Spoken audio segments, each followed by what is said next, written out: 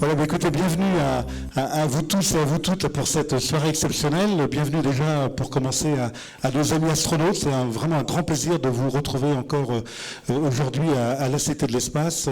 Notamment, si vous me permettez, bienvenue à Claudie Nuret, notamment, puisque Claudie est la marraine de la Cité de l'Espace. Donc c'est toujours un très grand plaisir d'accueillir à nouveau Claudie. Et donc un grand merci d'être là ce soir. Puis merci à vous tous, équipe d'astronautes, puisque c'est donc la fête du Cadmos aujourd'hui.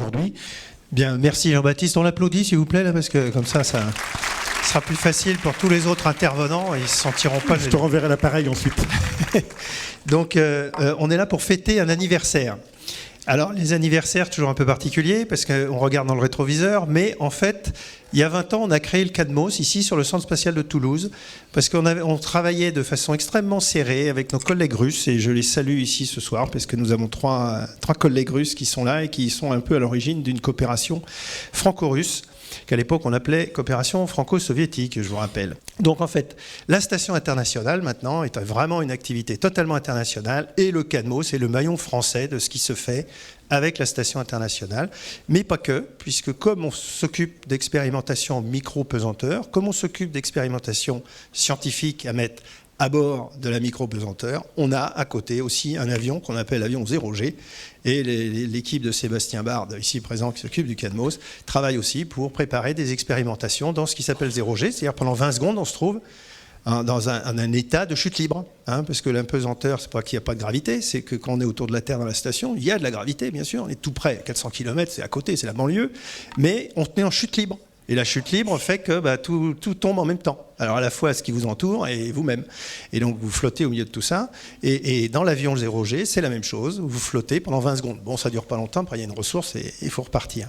Et donc l'ensemble de ces expérimentations sont faites par le Cadmos. Et ça fait 20 ans qu'on le fait.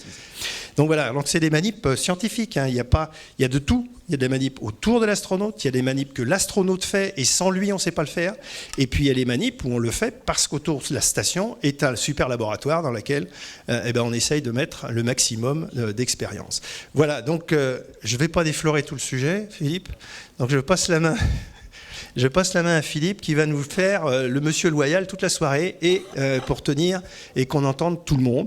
Donc encore merci à vous toutes et à vous tous d'être venus pour les astronautes, parce que je crois que c'est toujours un événement important et vous retrouvez, je pense que ça vous fait un plaisir de vous voir aussi. Alors il y a un petit jeune là, Thomas, qui n'a pas encore volé, bon lui, ça va venir, parce que j'ai compris, c'est dans le tuyau. Donc ça va bientôt venir. Et donc pour eux, c'est non seulement une expérience fondamentale, mais ils la transmettent super bien. Donc je leur laisse la parole. Merci.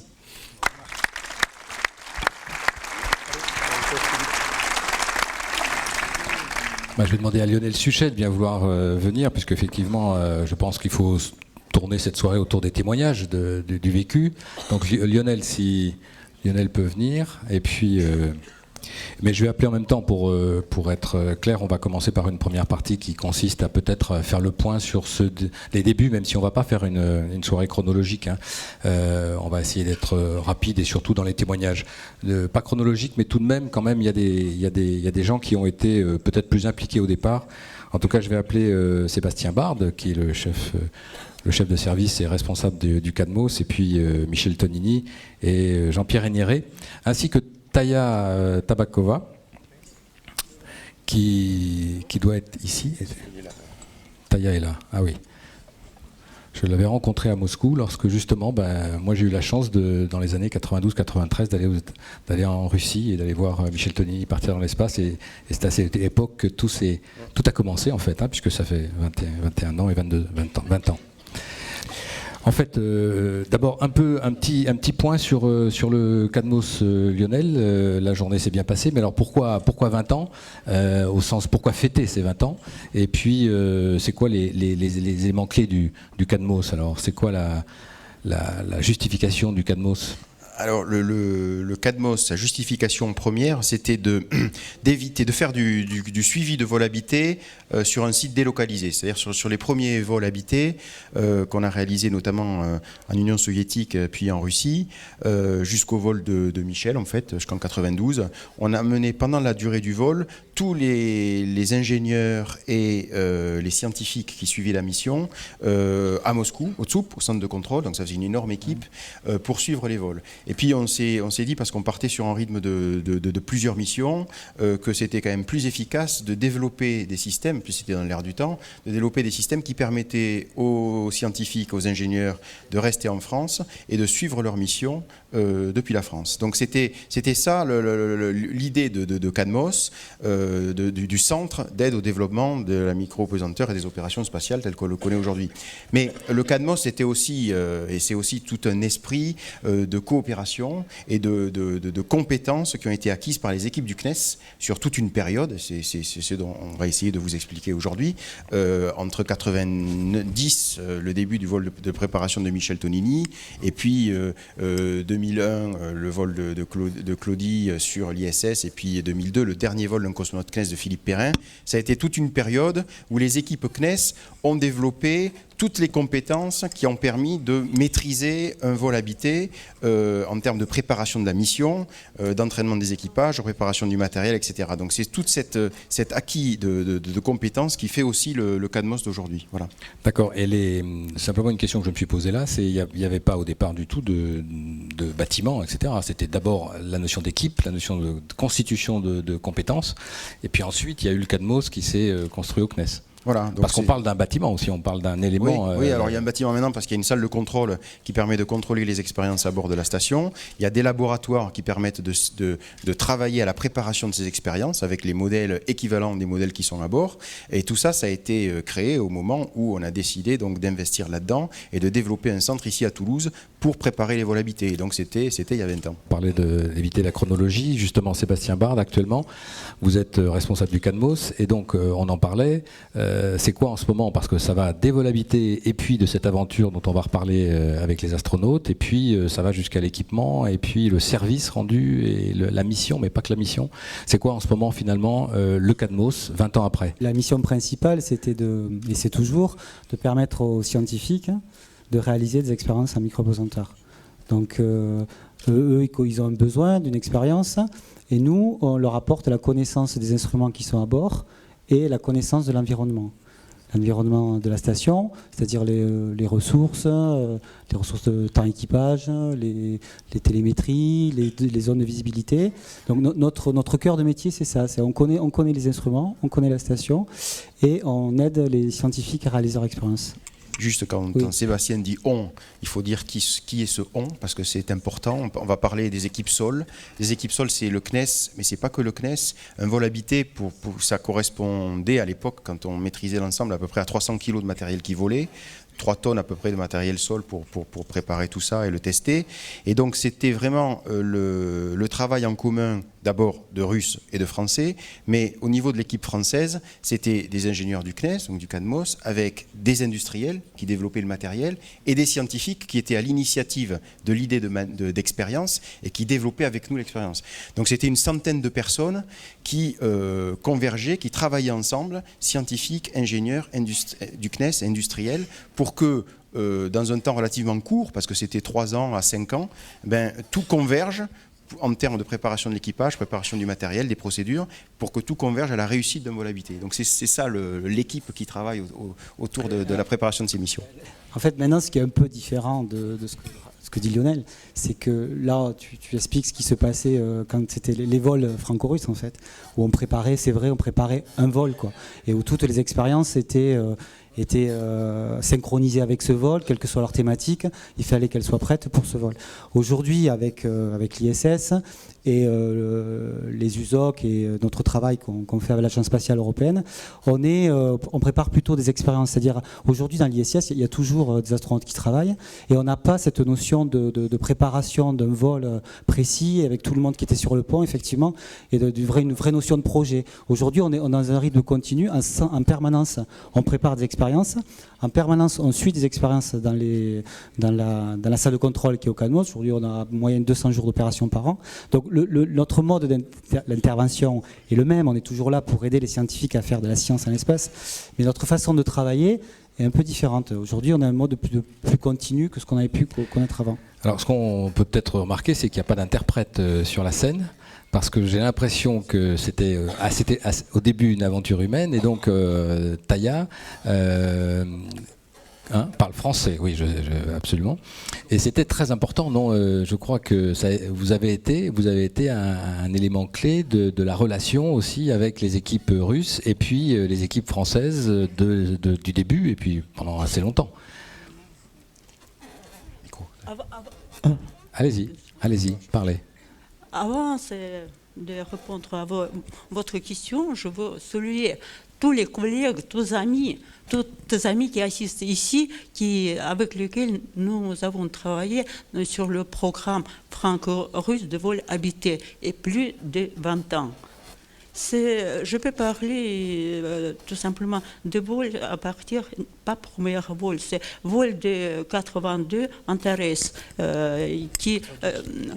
92, le vol de Michel. 92, et j'étais le chef de projet, c'est Antares, Altaïr, Cassiopée, Pégase... Jusque. C'est bon, ça marche. Oui. Pégase, Persée et Andromède. C'est donc 5 vols étaient réalisés sur la station Mir, et c'est Andromède qui était le premier vol. Je compte que c'est l'astronaute française. Même Claudie est devenue déjà astronaute de l'ESM. En tout cas, je compte que c'est le vol de l'astronaute française. C'est à la station internationale. Je peux dire que d'abord, quand on a signé, d'abord en 89, ça a été signé un mémorandum entre Roscosmos et CNES sur la réalisation de long programme de vol habité. Et c'est pour le projet Antares, c'est CNES nommé chef du projet. Ça a été Alain Labarthe qui était en tête des groupes du projet de la part française. Et c'est le chef du projet, il a coordonné toute l'activité de préparation de projet, non seulement c'est préparation de l'équipement, des programmes scientifiques, mais aussi toute l'activité de préparation des programmes des astronautes.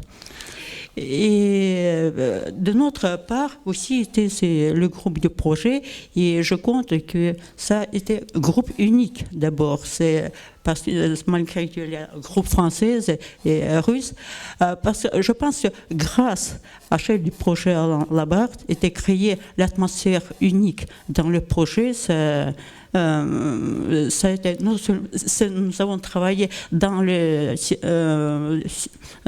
compréhension mutuelle, c'est dans l'atmosphère de compréhension mutuelle et d'amitié, et nous avons fait l'affaire, si on peut dire, le projet en commun. C'était comme français et russe. Mais il faut bien se rappeler qu'à l'époque, on venait de sortir du mur de Berlin. On était encore en URSS et on sortait de l'URSS juste en 91, 92. Ça sortait et donc il s'est passé quelque chose de très très différent dans le fonctionnement. D'ailleurs, même entre le vol de Michel, on peut peut-être demander à Michel de nous dire comment il a fonctionné lui avec ses expériences, parce que finalement le CADMOS n'existait pas en 92. Donc le travail a été très lié aux Russes, avec pas toutes les infos, c'était moins facile. Non, en fait, pour le vol de 92, l'équipe de Alain Labarthe et Suchet se trouvait au-dessous, au centre de contrôle qui était à Moscou, et ils contrôlaient tout le vol à partir de Moscou, avec les équipes scientifiques. Alors, par exemple, là, je vois, il y a Jean-Pierre Roll et Régine qui s'occupaient d'illusion, qui était la grosse manip neurosensorielle, où on faisait tchouchou de période, tchouchou de nazade. Il rigole encore. Et donc, ils suivaient ça à partir du centre de contrôle de Moscou. pendant tout le vol. Donc c'était un peu un Cadmos déporté. En fait, la différence ou la bascule, elle était liée entre le vol de Jean-Loup, où tu étais doublure, c'est-à-dire à Ragaz, le deuxième vol de Jean-Loup en 88, où ça a été préparé dans des conditions plus difficiles parce que les choses étaient plus fermées en termes de travail avec les équipes, de travail avec la cité, etc. Les équipes travaillaient moins ensemble parce que le système était fermé et secret côté Union soviétique, et la préparation du vol de Michel avait déjà basculé côté Air Cadmos, je dirais, c'est-à-dire qu'effectivement, on a créé, comme le disait Taïa, grâce à Alain Labarthe et aux équipes, une ambiance vraiment de travail en commun. Et à partir de ce moment-là, des années 90, on n'a plus créé vraiment qu'une seule équipe. Et jusqu'à Andromède, on n'a créé qu'une seule équipe pour préparer toutes les missions. Peut-être, je ne sais pas, Jean-Pierre pourrait répondre à ça. Est-ce que vous avez senti que l'expérience et ce qui s'était passé dans la relation entre les scientifiques depuis déjà quelques années, 10 ans, 20 ans, le général de Gaulle, je crois, a lancé un certain nombre d'initiatives vers les soviétiques à un moment donné, au niveau scientifique. Est-ce qu'on avait le sentiment d'être respecté particulièrement en tant que Français en Russie à cette époque? Enfin, en Union soviétique puis en Russie. Je crois que globalement, les Russes sont très francophiles et je crois qu'à tous les stages de mes visites à Moscou, même quand j'étais pas encore cosmonaute en entraînement, quand je suis venu la première fois lors du vol de la préparation pour le vol de Jean-Loup, j'avais fait une séance de gym avec Michel, on a toujours été bien reçus. Donc je pense que là, c'est pas un problème de respect, je crois que c'était un problème de montée en puissance de notre compétence. On a commencé à vouloir être des partenaires importants dans le vol habité en 85 quand on a voulu lancer le programme Hermès quelque part. Et je dirais que depuis les tout premiers vols 82 jusqu'à maintenant, et ça continue, ce qu'on a essayé chacun, les scientifiques de leur côté, les ingénieurs de leur côté, les cosmonautes, de monter en qualification. Parce que notre ambition, c'était de devenir des partenaires majeurs, bon, je dirais pas équivalents à nos amis russes et à nos amis américains qui avaient pris, bien sûr, beaucoup d'avance, mais être des partenaires qui comptaient. Et je crois qu'on avait, dès le départ, en tout cas chez les Russes, chez nos amis russes, dès le départ, on avait un préjugé extrêmement favorable, mais il est évident que dans ce milieu de techniciens de haut niveau, il y a des niveaux d'exigence qui sont très élevés et que finalement, la reconnaissance ne s'est faite que par notre travail et de toute façon ça a été lent. J'ai pu lors de mon dernier vol par exemple être ingénieur de bord de Soyouz et de la station. Au début, mon premier vol, j'étais ce qu'on appelle un cosmonaute expérimentateur, c'est-à-dire en ce qui concerne le rôle à l'intérieur des véhicules, sac de sable. Et c'était ça notre ambition et c'est ce qu'on a réussi à faire et c'est vrai qu'on l'a fait chacun à son niveau grâce à la contribution des Russes et je crois quand même l'élément fédérateur ça a été cette équipe, l'idée d'abord par Alain Labarthe et puis Lionel. C'est vrai que le fait de ne pas renouveler cette équipe et d'avoir une série de vols qui se succèdent a permis d'avoir des compétences qui après ont été respectées bien au-delà des Russes et de la France mais par nos partenaires étrangers. Il semble que cette question, l'Europe est devenue un peu le porte-drapeau maintenant du vol habité et Michel même a été responsable des astronautes pendant un grand nombre d'années. À Cologne, mais cette expérience de Cologne et cette expérience européenne, elle provient beaucoup de l'expérience française de cette époque, non? Oui, on a appris vraiment le travail avec nos collègues russes, puisqu'on a été les premiers des gens de l'Ouest à coopérer avec la Russie. Ensuite, après nous, on était les Allemands, puis les autres pays de l'Ouest ont commencé à coopérer avec la Russie, puis après les Américains. Et c'est grâce à ça qu'on a commencé à faire d'un côté le corps uni des Européens, des astronautes européens à Cologne, et aussi de la coopération avec la NASA pour la Station spatiale internationale. Donc ça a débouché cette coopération sur des projets grandioses. Est-ce que vous vouliez rajouter quelque chose, justement, parce que c'est... Vous avez parlé des astronautes européens. Tout simplement, je voulais dire que Jean-Pierre Henneray, dans son vol de 1919, de longue durée, il est parti vers la station comme cosmonaute du CNES et est revenu comme l'astronaute de l'ESA. C'est comme les Russes qui décollent avec l'URSS. Je crois que c'est Sergueï Krikaliev qui est parti d'Union soviétique et qui est rentré en Russie, je pense. Hein ouais, tout à fait, oui, tout à fait. Ce que je pense, c'est que est-ce qu'on pourrait juste dire un mot sur la différence qu'il y a eu peut-être entre le vol de Michel et puis le vol de Jean-Pierre en termes de cette fois vraiment d'équipement scientifique et de technique ou de ce qui s'est passé par rapport peut-être au CADMOS ou en tout cas par rapport à la France et à... Il y a un blond et un brun. À part ça, dans le vol. Non, juste on peut dire qu'on avait justement, il n'y a pas beaucoup de différence. Hein, c'est l'histoire des blagues, quelle est la différence, hein, il n'y en a pas.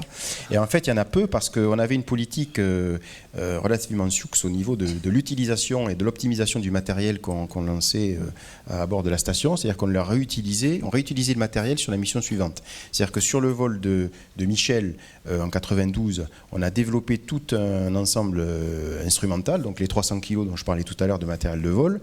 On a observé comment Michel l'utilisait, comment ça fonctionnait. On a récupéré des données pendant la mission de Michel et on a réutilisé ce matériel en optimisant le protocole expérimental quand il le fallait ou en rajoutant quelques accessoires supplémentaires pour en tirer le maximum lors du vol de Jean-Pierre qui était juste un an après le vol de Michel.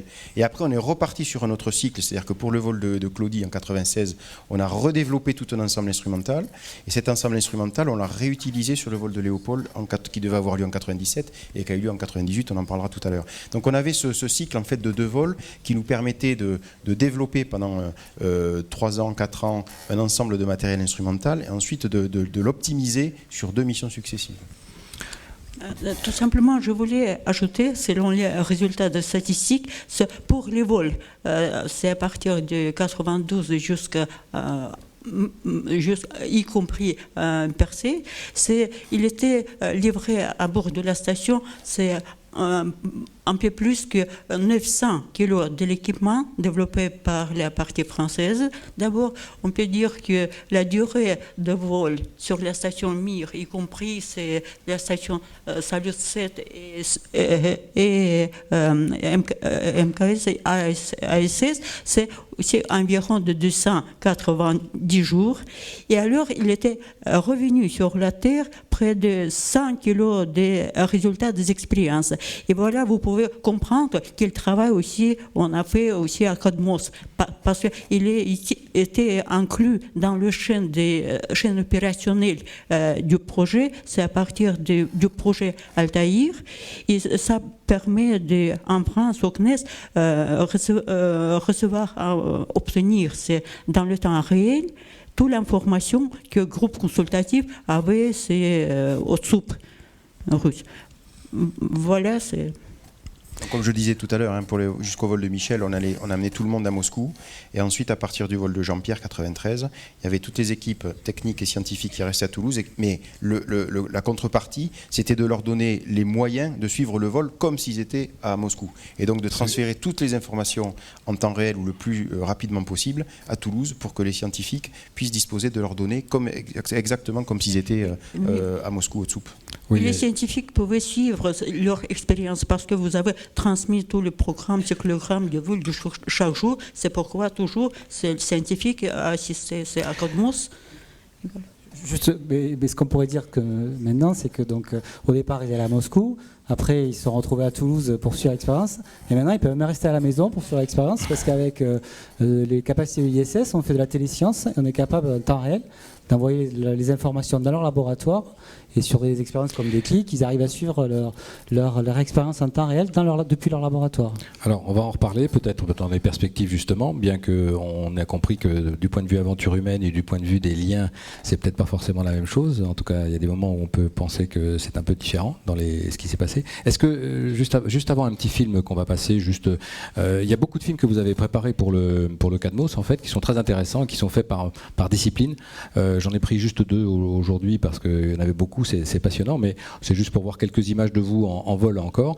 Simplement une question, est-ce que finalement cette expérience-là était déjà existante, cette méthode par rapport aux équipements scientifiques à bord, et est-ce qu'elle a été utilisée par les États-Unis après, parce qu'ils n'avaient pas de station et ils ne faisaient pas de ce genre de vol? Est-ce qu'ils ont pris la méthode française? Alors c'est assez intéressant parce qu'effectivement les Américains ont une immense expérience en termes de vol habité. Avec leur programme navette notamment, mais quand ils ont commencé à préparer les vols sur la future station internationale, qui n'était pas encore conçue, évidemment ils se sont intéressés aux vols de longue durée, qui ne maîtrisaient pas, parce que la navette, ça volait sur une courte période, et les vols de longue durée posent des problèmes tout à fait particuliers. Et donc, ils se sont rapprochés des équipes russes, et ils ont créé des partenariats sur la station Mir, avant de faire l'ISS. Ça s'appelait les vols Shuttle Mir, et des programmes pour faire du vol commun avec la partie russe. Et au début, il faut bien dire, malgré le programme Soyuz Apollo, au début, ils ont eu quelques soucis pour s'interfacer avec les équipes russes et travailler avec eux. Et ils étaient, je dirais, assez jaloux de la façon dont on bossait et des résultats qu'on obtenait dans notre groupe, dans notre équipe franco-russe. Et on a eu un astronaute américain et des équipes américaines qui sont venus au CADMOS faire des stages, travailler avec nous, et pour essayer de comprendre la façon dont on travaillait, la façon dont on s'interfaçait avec la partie russe. Une autre avancée qui a servi à d'autres, c'est les procédures de vol. On a beaucoup travaillé à partir du vol de la préparation du vol de Michel Tonini, non pas simplement à concevoir du matériel, mais des situations opérationnelles, et donc à travailler aussi sur les interfaces entre le matériel et les équipages. Et donc on a travaillé sur les procédures de vol. On a développé un standard de procédure qui était un standard franco-russe. On avait des procédures bilingues qui étaient utilisées à bord, et on l'a mis au point avec les équipes russes, toujours dans notre équipe commune, et c'est ce standard qui a été ensuite imposé par les Russes sur les vols Euromir, et donc sur les coopérations avec l'ESA sur la station Mir, qui était basée sur notre standard. Oui, parce qu'ils ont ces centres de contrôle pour ISS aux États-Unis. Il y a plusieurs centres de contrôle qui sont là pour les oui, ils ont l'équivalent effectivement des USOC sur les utilisateurs de la station côté américain. Oui. Ça concerne aussi toutes les documentations liées avec l'équipement. Toutes les documentations étaient préparées par la partie française, accordées avec les spécialistes russes, et dans cette forme, il était livré à bord de la station.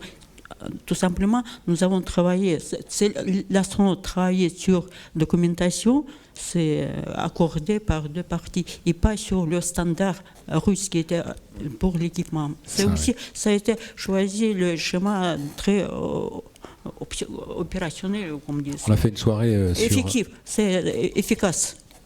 On a eu une soirée très intéressante sur la coopération franco-russe sur les lanceurs, et on a aussi entendu des choses qui permettaient de voir l'intérêt du travail commun fait sur les lanceurs aussi, une longue coopération.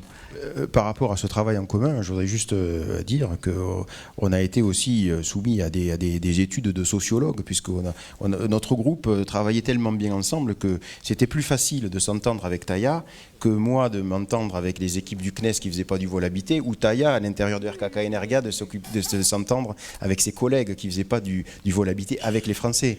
Et donc il y a des sociologues qui sont penchés sur notre cas et qui avec leur jargon, ont décidé qu'on avait créé une sous-culture, pas sous au sens de au-dessous, mais une culture à nous qui nous permettait de travailler de façon très efficace dans un petit groupe. Parce que le vol spatial, ça reste quelque chose de quand même spécial, et que je me disais, quel était ce qui est curieux, c'est que Jean-Pierre Régnieret et Michel Tonini, si je ne dis pas de bêtises, ont été dans l'espace en même temps. Puisqu'on a eu d'ailleurs une liaison avec Michel dans la navette ici, et vous étiez dans l'espace avant. Vous êtes communiqué un peu dans l'espace quand... Oui, bien sûr, c'est moi qui l'ai accueilli, puisque j'y étais depuis un petit moment. Ouais. Et d'ailleurs, il est rentré pas longtemps après, c'était un vol assez court, si je me souviens bien. Et je me souviens même que pour l'accueillir, j'avais mis sur la radio une chanson d'Abba, Les Anges du Ciel. Et c'était un moment de joie, parce qu'avec Michel, on se connaît depuis qu'on a 21 ans à peu près. Donc, on ne va pas compter les années. Et donc... vous étiez pilote d'essai, c'est ça? On s'est suivi depuis cet âge pratiquement partout, aux essais en vol, comme astronaute. Et puis, on s'est retrouvés effectivement dans l'espace ensemble, ce qui est assez rare de trouver deux Français dans deux véhicules différents. Je crois qu'il n'y a pas d'autres cas d'ailleurs. Mais en tout cas, puisque tu fais allusion aux aspects humains, c'est vrai que ce sont des expériences extraordinairement riches, et il ne faut pas mésestimer ou sous-estimer, disons, cette dimension de cette aventure. Oui, certainement. Est-ce que Olivier peut nous envoyer un petit film, juste pour faire un petit break filmé concernant, je crois, notamment Michel et puis Jean-Pierre?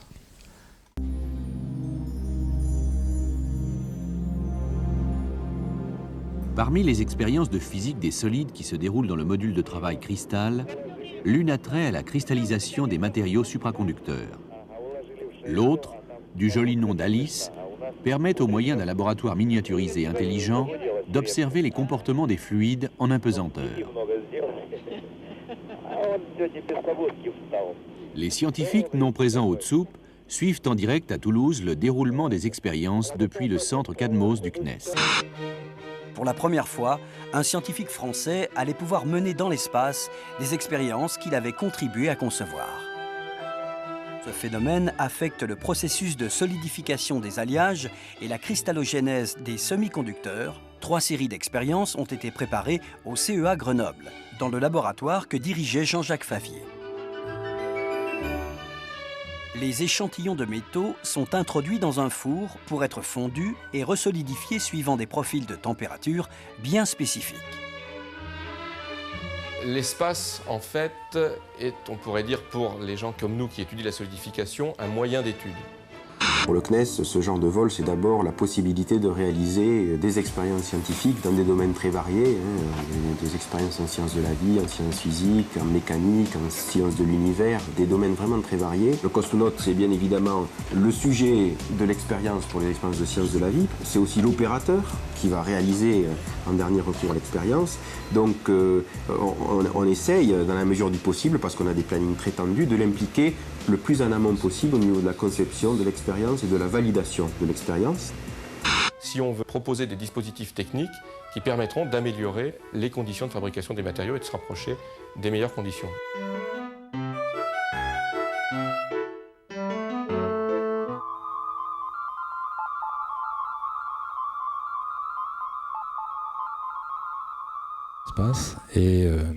Et en ce moment, il y a 2 Américains dans l'espace, dont une femme et 3 Russes. Et puis un Italien, Luca Parmitano. Pardon, j'ai dit quoi ? Pardon, j'ai dit un Italien. Non, bien sûr que non, il n'est pas italien, il est européen, astronaute européen. Et j'avais cru voir un badge. Mais c'est bien sûr un astronaute européen qui est actuellement dans la station et qui est né en Italie, voilà. Il est né en Italie. Des petites précisions. Voilà. Ce que je souhaiterais, c'est que peut-être, on puisse continuer cette discussion autour du CADMOS et puis des expériences scientifiques et des vols spatiaux habités. À ce moment-là, si Claudie Héniré et Léopold Deyart peuvent venir me rejoindre, parce que Claudie en 96, Léopold en 98 ont continué le travail d'expérience scientifique. Oui, en fait, c'était pour pouvoir compléter un petit peu ce qui s'est dit à propos du CADMOS. C'est peut-être que quelques années passent et puis finalement vous avez toute une série d'expériences, quelques séries d'expériences scientifiques de plus peut-être. Alors tu disais qu'il y avait des expériences très semblables, mais il y a eu quand même des évolutions dans ces 2 vols. On est sur des choses nouvelles. Donc le vol de Michel et le vol de Jean-Pierre, le premier vol de Jean-Pierre ont utilisé le même set d'instruments et ensuite on a redéveloppé tout un ensemble d'expériences et de matériel pour le vol de Claudie qui a été réutilisé en l'adaptant, en l'enrichissant sur le vol de Léopold après. D'accord, donc en fait Claudie, peut-être comment ça s'est passé en termes de, je crois qu'il y avait des tas d'expériences à préparer, beaucoup de travail, et est-ce que ça se passe bien ? J'ai pensé à ça tout à l'heure, est-ce qu'il y a quelquefois quand même des tensions finalement entre vous, ou est-ce que vous avez tellement bien préparé que vous savez avoir le sang-froid nécessaire pour pas aller trop loin quand ça peut arriver ? Alors la préparation effectivement elle est très importante et elle se fait d'une part très en amont. On est impliqué, je pense qu'on l'a tous été, peut-être moi plus particulièrement parce que j'étais dans le milieu scientifique et j'avais moi-même proposé des expériences scientifiques, mais je me souviens que le test de l'appareil qui va nous amener à travailler en orbite, que ce soit pour les pleurodèles, pour le cardiovasculaire ou pour le neurosensoriel ou des expériences de physique et des plasmas, on était impliqués aussi à la limite dans la conception et testé très précisément chacun des éléments technologiques. Ensuite, sur le protocole scientifique, et je rends hommage et je salue beaucoup des scientifiques qui étaient avec nous à ce moment-là, c'est vrai qu'on a passé des longs moments à préciser chacun des éléments. Le chef de projet, les chefs de projet, Taya toujours présente, Alain bien sûr, Lionel et puis Olivier que j'ai vu là-bas. Bonjour Olivier. était toujours très, très proche de nous pour coordonner les éléments. Donc on se sentait assez prêt, je dirais, pour réaliser ces manips en microgravité. Mais quand même, j'ai quelques souvenirs que, bien qu'il y ait eu ces préparations très, très longues, très précises, une fois à bord, et c'était nos amis russes qui nous avaient appris ça aussi, nous disaient non, всё будет не так. C'est-à-dire qu'on avait bien tout préparé. Et je pense que Mme Katovskaya, qui est en face de moi, elle a dû me le dire souvent. Non, всё будет не так. Et c'est vrai que parfois, c'était pas comme ce qu'on avait prévu de faire, malgré toute la précision du protocole scientifique, de l'appareillage très précisément testé, de ces procédures millimétrées qui nous permettaient de... Et je me souviens en particulier, je ne sais plus si c'était en 96 ou sur le vol de 2001, en physique des plasmas, quand on a regardé l'écran, et que ce qu'on a vu sur l'écran, c'était pas du tout ce qu'on était censé voir.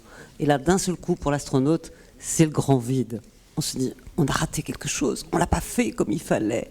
Et on rentre en communication avec le sol. Et c'est tout le bonheur de ce travail dans un laboratoire en microgravité, où au sol, on a des idées, on teste des hypothèses, le scientifique essaie de proposer un protocole et l'ingénieur de développer l'instrument qui va lui permettre de réaliser. Et puis...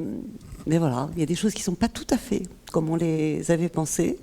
Et ce n'est pas parce qu'on les a mal fait, ce n'est pas parce qu'on les a mal pensées, c'est parce que le facteur de gravité est un élément très structurant en physiologie, en physique des fluides. Et que c'est ça, la découverte scientifique. Et que parfois, justement, on est interpellé dans nos certitudes par la réalisation du protocole. Et bien qu'on soit très prêt à tout, c'est aussi le bonheur de la science ou de l'expérimentation technologique que d'avoir à saisir des situations où cette longue préparation, plus la capacité de l'astronaute bien préparé à réagir avec la manip, permet de trouver des solutions, surtout quand il peut s'appuyer sur un CADMOS hyper précis, hyper à l'écoute et qui peut renvoyer des informations complémentaires. C'est la richesse de la science, mais c'est aussi la richesse d'avoir des hommes à bord qui justement peuvent s'adapter à des situations non prévues. C'est-à-dire que, et surtout c'est ce qu'on ne voulait pas faire quand on développe un vol habité, c'est bien pour donner la possibilité aux équipages, de la meilleure façon possible, de s'adapter à une situation que eux seuls vont rencontrer. Nous au sol, on ne rencontre pas cette situation, on ne la connaît pas. Et eux vont la rencontrer, donc forcément ça ne sera pas comme prévu exactement, et il ne faut pas dérouler une mécanique parce que forcément ça va se gripper si c'est ça. Il faut donner la possibilité à l'équipage, avec son matériel, avec ses procédures et avec son entraînement, de pouvoir adapter son programme au mieux en fonction de la situation qu'il va rencontrer. Et c'est ça toute la richesse d'un vol habité, justement parce qu'il est habité et parce qu'il y a de l'intelligence à bord. Léopold, peut-être un témoignage de ce qui s'est bien passé, peut-être quelque chose qui aurait été un peu un souvenir, en tout cas dans le premier vol, on reparlera peut-être après de la station internationale.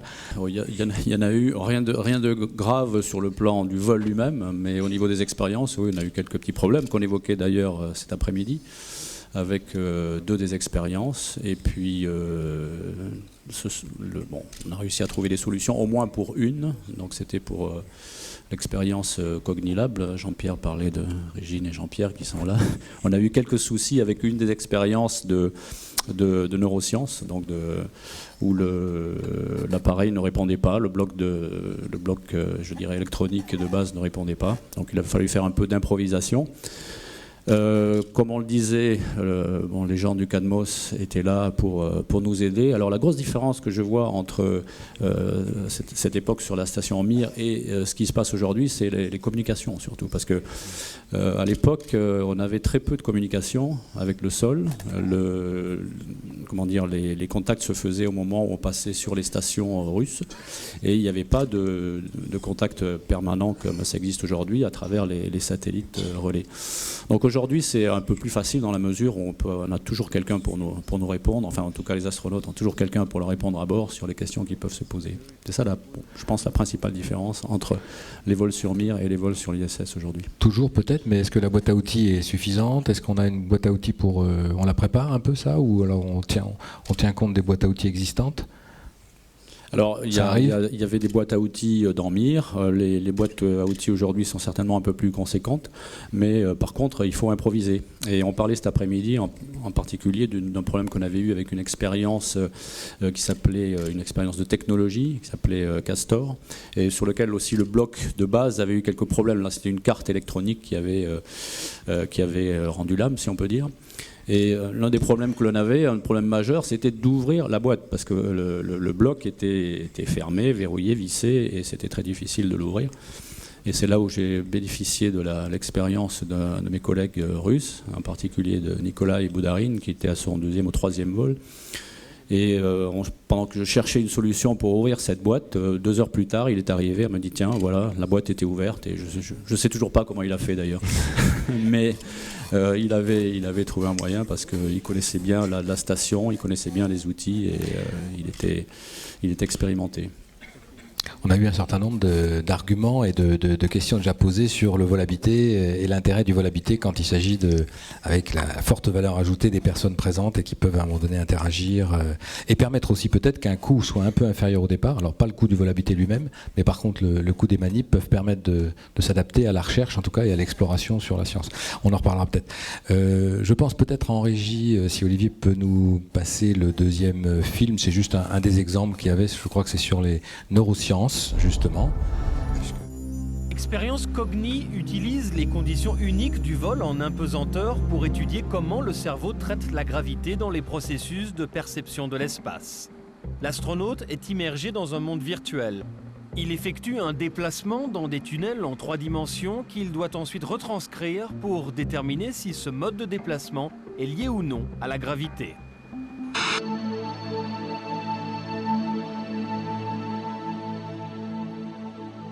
Cognilab est un laboratoire qui permet l'étude des processus impliqués dans le contrôle du mouvement et dans la perception. En effet, la plupart de ces activités utilisent la référence de la gravité terrestre, d'une part pour la direction qu'elle donne et pour la force qu'elle représente. Et nous allons étudier, dans un environnement où il y a une absence de cette gravité, comment le cerveau humain peut s'adapter à cette nouvelle situation et à gérer ce nouvel environnement.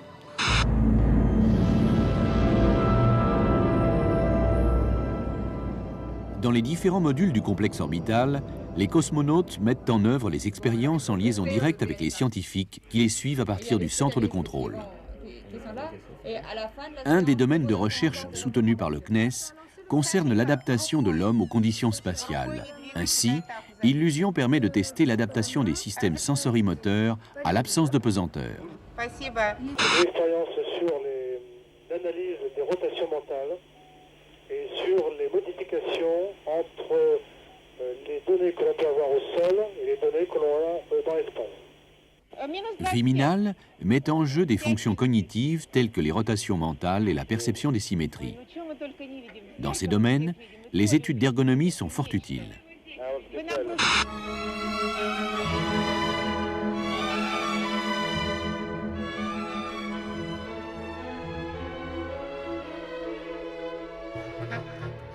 Cette adaptation du corps humain à l'impesanteur au début d'un vol était aussi un des sujets d'étude conçus par le professeur Berthoz sur les comportements neurosensoriels dans l'espace.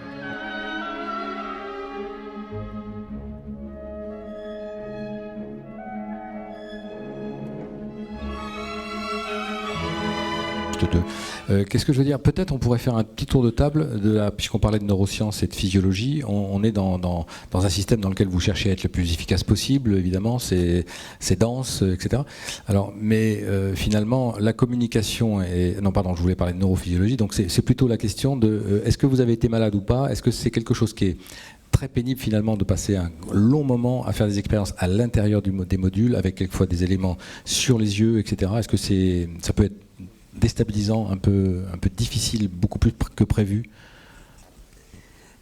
Il y a une chose qui est difficile effectivement, pour revenir un peu à ce qu'on disait tout à l'heure, on se prépare à ces expériences, mais on s'y prépare au sol. On y est très bien préparé, mais il y a un haut, il y a un bas, il y a un laboratoire avec un sens, on pose son petit calepin sur la table à côté et on travaille, on répète. On nourrit les pleurodèles, on met des cellules dans Ibis, on rentre, on s'assied tranquillement pour faire Cognilab. Les expériences cardiovasculaires, tout va bien, les fils des électrodes sont dans le bon sens. Et vous avez vu les images, quand on est en microgravité, et ben voilà, il n'y a plus l'aide de la gravité pour structurer la façon de travailler. Donc il faut réapprendre à travailler, il faut tout mettre sur des velcro, scratcher chacun des éléments pour que ça ne s'envole pas. Quand vous faites une expérience de physiologie cardiovasculaire, eh bien oui, il y a les fils dans tous les sens, que ce soit celui du tensiomètre, celui des électrodes. Alors c'est un petit peu compliqué à gérer, surtout sur le plan neurosensoriel, avec toutes ces expériences qu'on a fait.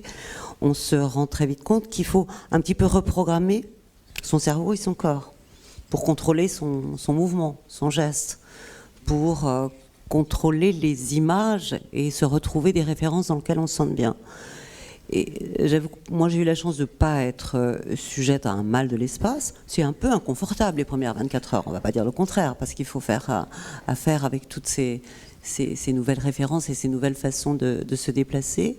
Mais j'avais fait le choix de très vite plonger dans cet environnement de 3 dimensions à utiliser, sans le facteur de gravité. Et je crois que ça m'a aidé à être plus rapidement opérationnel. Et le deuxième vol, ça allait beaucoup plus vite encore pour être opérationnel que le premier vol. Oui, d'accord. Et justement, Jean-Pierre, dans le vol le plus long, est-ce qu'après on s'habitue très bien, on est très à l'aise, ou est-ce que... Si tu fais allusion au mal de l'espace, le mal de l'espace n'agit que dans les 3 premiers jours du vol. Après, c'est terminé. Oui, mais après, certaines expériences ne sont pas déstabilisantes du point de vue... Non, l'oreille interne est court-circuitée, donc il ne peut plus y avoir de conflit sensoriel. Le mal de l'espace n'est plus un problème après le 3e jour. D'accord, ok. Donc la durée du vol n'y fait rien, sauf si le vol est inférieur à 3 jours. Et puis les gens réagissent de manière assez inégale, mais les gens vraiment malades, je crois que par rapport à ce qu'on a connu dans les vols les uns et les autres, c'est assez rare. Hein, donc on est plus malade sur Terre. Moins de 30%. Ouais, on est plus malade sur Terre. Mon expérience, par exemple, au premier vol, le soir, le premier soir, dans le Progress, c'était pas très ventilé, il y avait du bruit, j'ai ressenti les premiers symptômes, les sueurs, pas d'appétit. Je me suis couché, j'ai dormi, le lendemain ça allait parfaitement bien. Au deuxième vol, je n'ai jamais même senti le moindre symptôme. Par contre, à mon deuxième vol, j'ai eu le mal de terre. C'est-à-dire que quand il a fallu sortir du Soyouz, il était couché dans la mauvaise position sur le flanc. J'avais les genoux qui étaient encastrés sous le tableau de bord et il a fallu que je fasse un mouvement, une espèce de kiai de judoka pour me dégager parce qu'on ne viendra pas vous chercher, hein, il faut sortir par ses propres moyens. Et en faisant ça, j'ai secoué la tête brutalement et immédiatement ça a déclenché le conflit sensoriel. Mais il ne faut pas exagérer le problème du mal de l'espace, c'est vraiment quelque chose de secondaire, sauf on cite le cas d'un sénateur américain qui aurait été malade pendant les jours où il était sur la navette. Je crois que c'est un cas vraiment très exceptionnel. D'accord. Léopold, juste un petit témoignage sur finalement les 2 vols.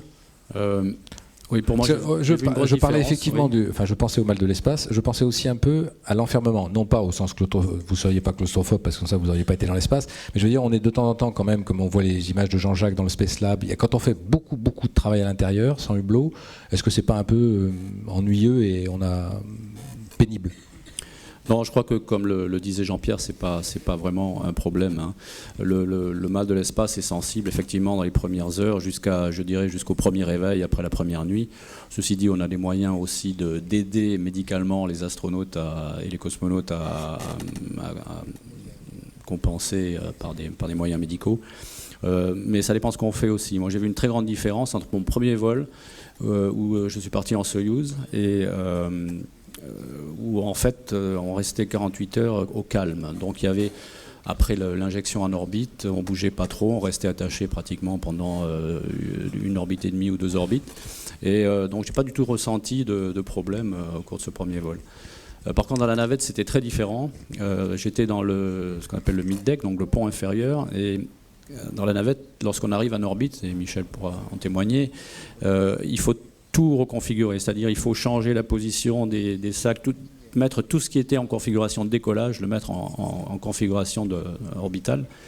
Et là, on commence à bouger dans tous les sens, à bouger la tête, et puis on déclenche effectivement un mal des transports qui peut être plus ou moins important. Mais au-delà de la première nuit, non, ça c'est pas un problème en fait. Et donc on a l'impression finalement que si le mal de l'espace c'est pas trop grave, l'entraînement c'est quand même quelque chose alors de pénible. Ça permet de soulager un peu le vol. On est mieux, on est plus à l'aise à cause de ça, du siège rotatif. L'entraînement, je crois qu'il n'est pas vraiment, il représente pas vraiment le mal qu'on a là-haut. Ça n'a rien à voir entre l'entraînement au tabouret tournant et le mal de l'espace. Je pense que le mal de l'espace il est plus léger que le tabouret tournant. Oui, le tabouret tournant, c'est pas simple. Bon, ici c'est une minute de découverte, hein, c'est tout, c'est juste pour sentir l'oreille interne. Hein. Et moi, j'étais très malade au vol, mais contrairement aux autres, moi, j'étais malade à la fin du vol. Et c'était pas un mal vestibulaire, c'était un mal de chagrin de quitter la station, de quitter mon équipage, avec qui je m'étais entraîné pendant 6 mois. Et j'étais avec Viktorienko. Et on descendait dans le Soyouz avec Kaleri.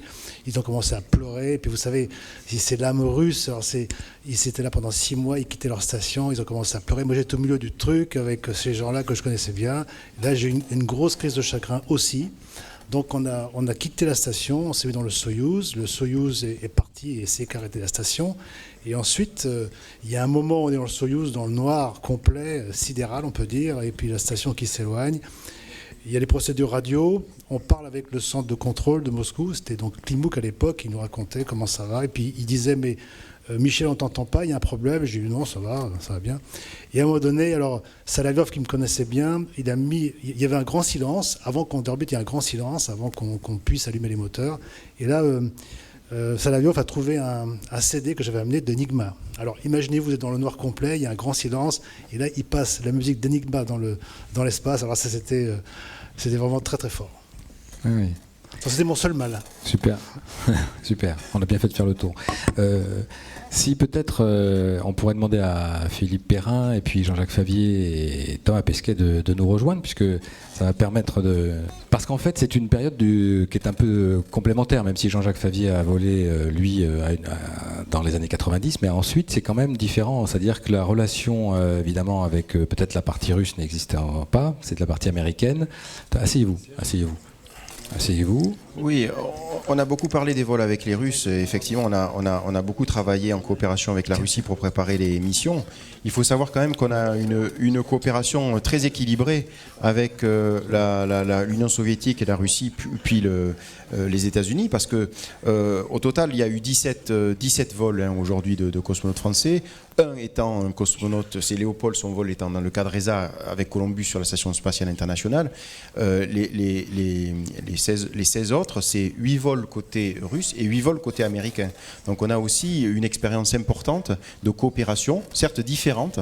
On ne travaillait pas sur une seule mission. On avait des astronautes qui étaient intégrés à des équipes américaines pour faire des expériences américaines, des expériences scientifiques françaises qu'on délivrait à des équipages américains pour qu'ils les réalisent. Donc une coopération assez différente. Et Jean-Jacques Favier a eu la chance, lui, de voler sur un vol américain en faisant des expériences françaises ou européennes qu'il avait lui-même préparées d'ailleurs. Donc c'était un cas un peu particulier de cette coopération avec les Américains.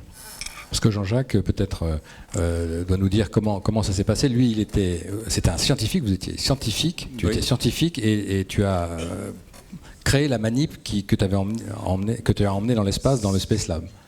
Oui, disons que je travaillais sur ce programme, je suis physicien de formation et ingénieur, donc j'ai travaillé pendant plusieurs années au CEA, au Commissariat à l'énergie atomique, pour préparer des expériences dans le domaine des matériaux, dont certaines, en fait, donc faisaient appel à la microgravité, donc à la pesanteur. Et j'ai été amené à travailler beaucoup avec les équipes américaines de la NASA, etc. Et comme je le disais encore tout à l'heure, j'étais un peu frustré à la fin de préparer des expériences et de les confier à d'autres au dernier moment, donc qui, eux, faisaient le travail, je dirais, le plus intéressant, c'est-à-dire la mise en route de ces expériences et puis comme le rappelait Claudie, être aux premières loges pour pour voir les résultats parfois inattendus. S'agissant de recherche scientifique, si on fait de la recherche scientifique, c'est qu'on ne connaît pas forcément toujours le résultat. Donc j'ai pu rentrer par la science, je dirais, dans ce cycle-là, me rapprocher de la NASA, du CNES. J'ai été sélectionné comme donc dans le deuxième groupe du CNES, comme Michel, comme Jean-Pierre, comme Claudie en 85. Et j'ai dû attendre encore 7 ans après cette sélection pour pouvoir me rapprocher de Houston et donc préparer des expériences dans mon laboratoire pour les amener à la NASA. Et enfin, donc, voler 11 ans après ma première sélection. Entre-temps, j'avais été doublure sur un autre vol Space Lab du même type. Le vol Space Lab, comme le rappelait Lionel, c'était un environnement donc courte durée, donc 15-17 jours dans le cas de la mission la plus longue, qui permettait en fait une très grande flexibilité dans l'emport des matériels, puisque tout revenait avec la navette et pouvait repartir, et aussi une grande flexibilité dans les modes opératoires, puisque on était en lien direct avec le centre de contrôle pendant quasiment toute l'orbite.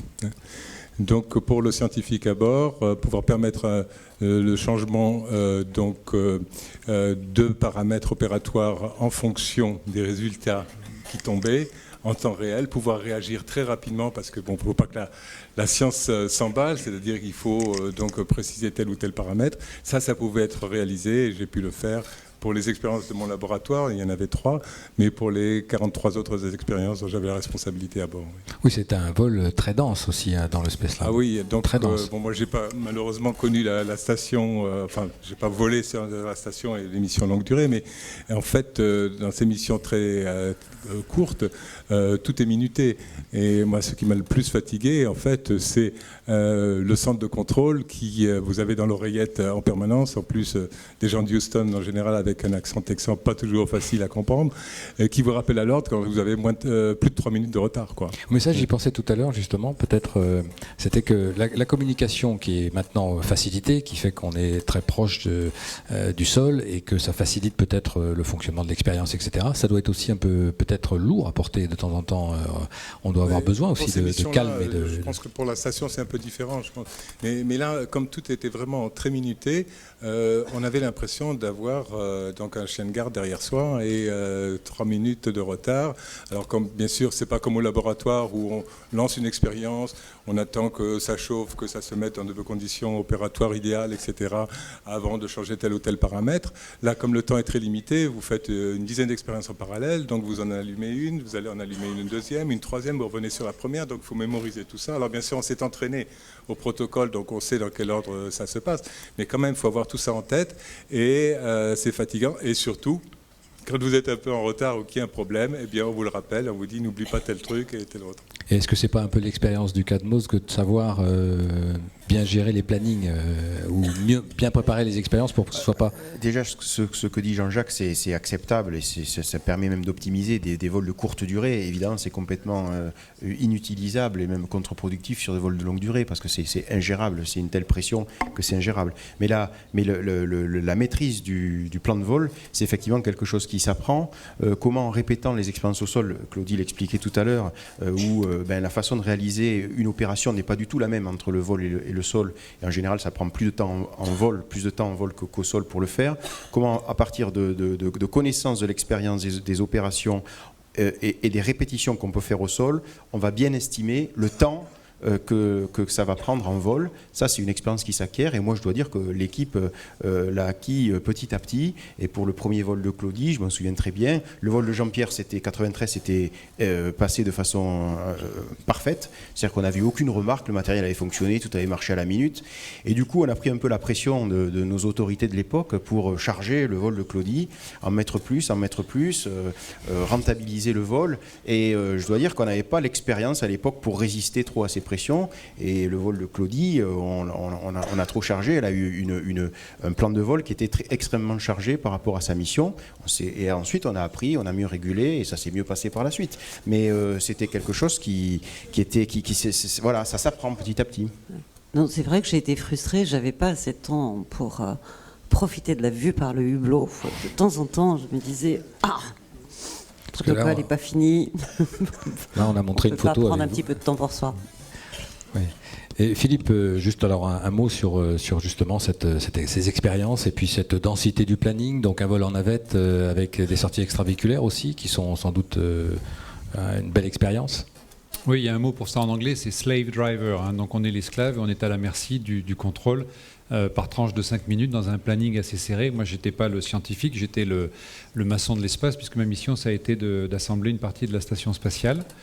Mais j'avais une relation de cœur avec le CADMOS, puisque les battements de mon cœur arrivaient en direct à Houston, où Lionel était présent. Et quand les Américains lui disaient « Mais qu'est-ce qui se passe, Philippe, a le cœur qui bat au ralenti », il disait « Mais c'est un Français et il fait son travail normalement ». Lionel, tu as été présent à mes côtés, aux côtés de ma femme. Et je voulais te dire un grand merci en public, un grand merci à François Caclar qui m'a aidé aussi en tant que médecin des équipages, dans des expertises qui sont très techniques et aussi très humaines. Parce que le problème, bien sûr, d'un homme dans l'espace, c'est qu'il est prêt à tout, sauf le milieu auquel il est exposé. Un milieu extrêmement agressif, le milieu de la sortie extravéhiculaire, notamment, auquel je pense, auquel on n'est pas préparé. Parce que comment se préparer à un milieu qui n'existe pas sur Terre ? Par petites tranches, par petits bouts de vérité, mais au final, on découvre tout sur place. Donc une expérience du cœur, avec la Russie. On en a beaucoup parlé et je voulais insister sur cet aspect. Je me suis entraîné aux États-Unis et très bien reçu par les camarades américains qui m'ont donné 3 sorties extravéhiculaires à un premier vol.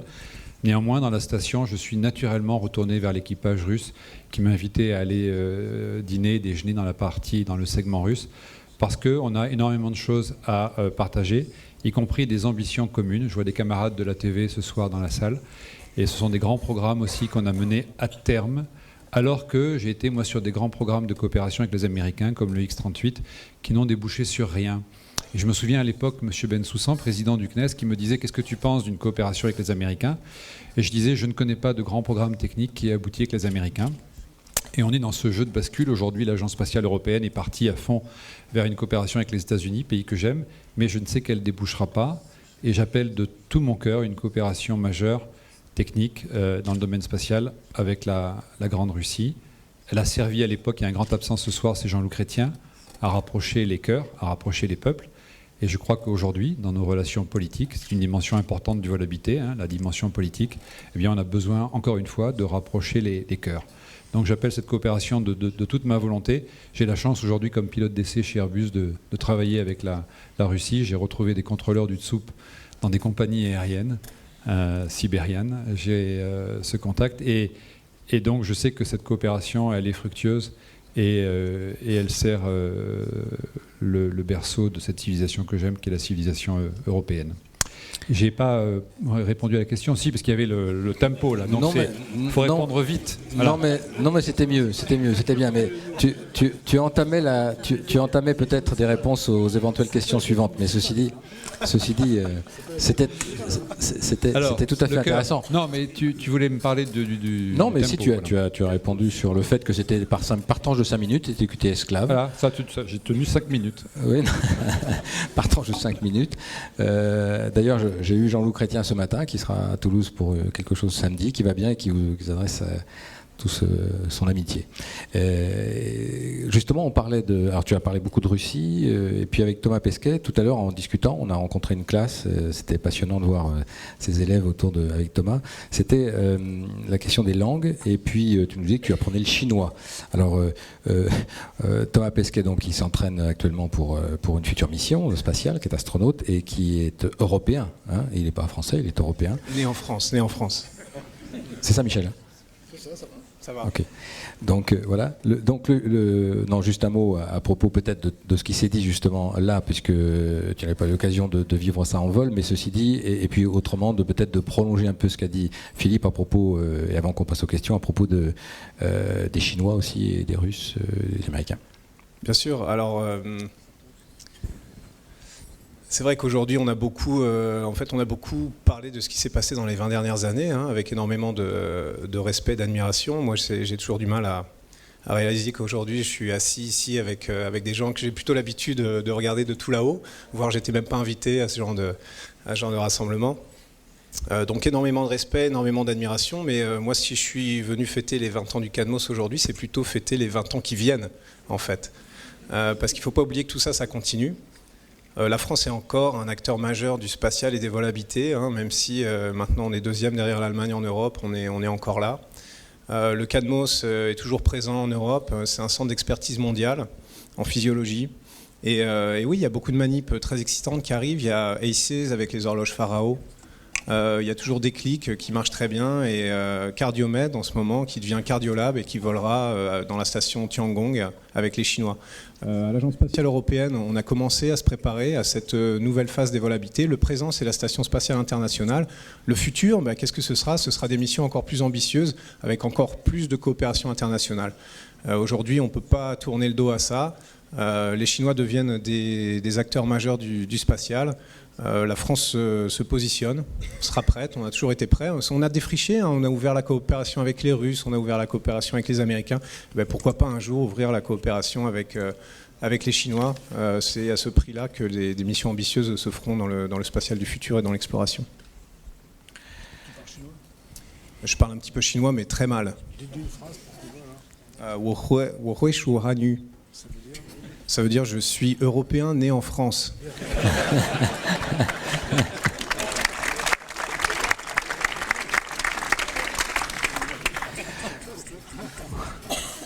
Moi,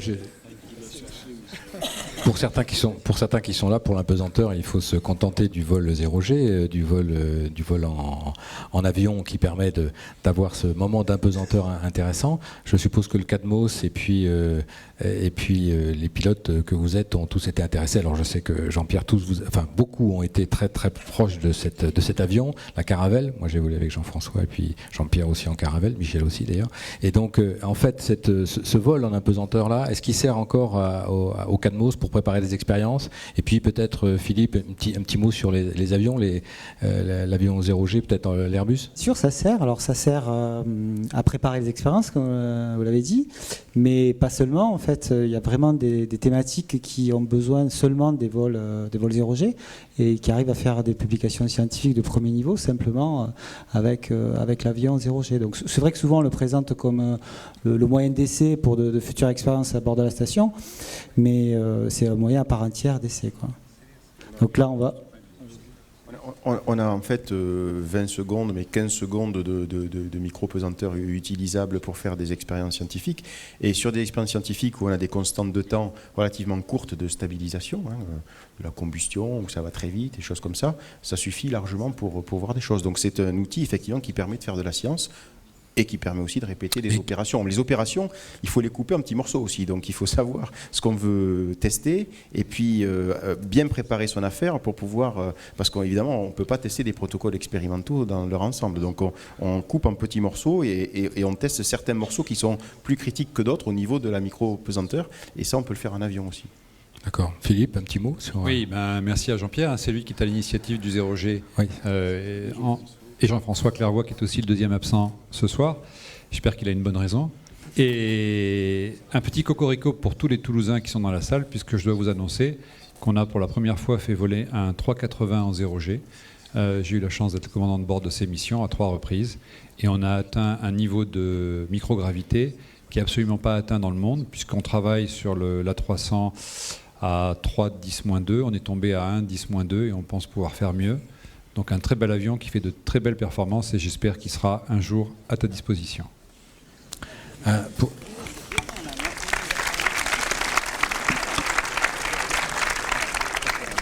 Je veux bien dire un mot pour un morceau d'histoire pour vous expliquer comment est né ce programme de vol parabolique dans 1986, je crois, 6 ou 7. En fait, il existait au CV une Caravelle 234 qui servait aux essais des équipements avioniques civils, en particulier programme Oasis pour les head-up displays des avions civils.